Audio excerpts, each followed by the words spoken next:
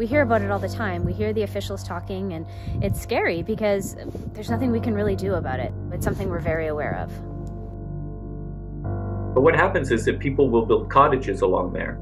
And so they'll see that, during a storm or maybe during a particularly active winter, they'll come up and open up their cottage in the springtime, and they'll see that some of their beach is missing, or if the water has risen, and they'll see the erosion. So what they'll do is they'll build these cement groins or wooden groins. They'll put ginseng posts in to try and prevent the lake from carrying their beach farther along. But unfortunately, it's only a stopgap measure because the lake always wins in the end. What are the officials saying? Properties are flooding. Just up the street, we're seeing flooding as well. The shoreline is eroding, and we're questioning whether or not this was a good move, if this is safe to be here.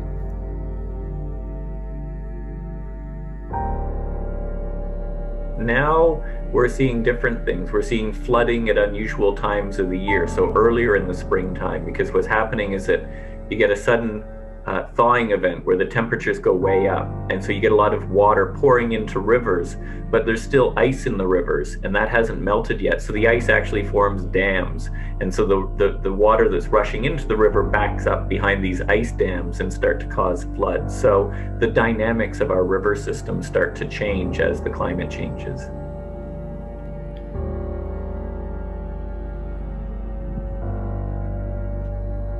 We've had a couple close scares this year.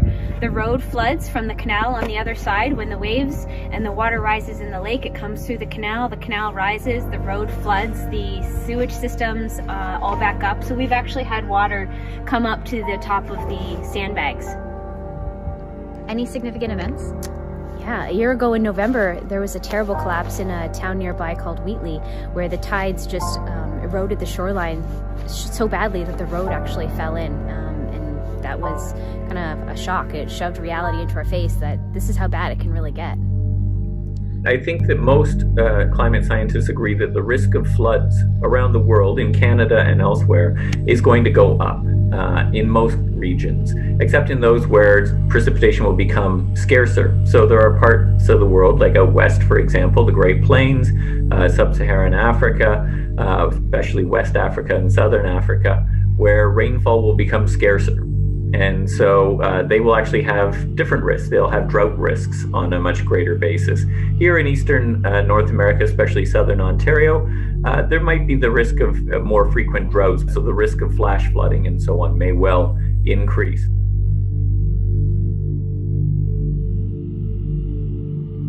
Just at the end of the day, we have to face the reality that this community, if something doesn't happen, if something doesn't change, this community could be at risk. We don't stand a chance.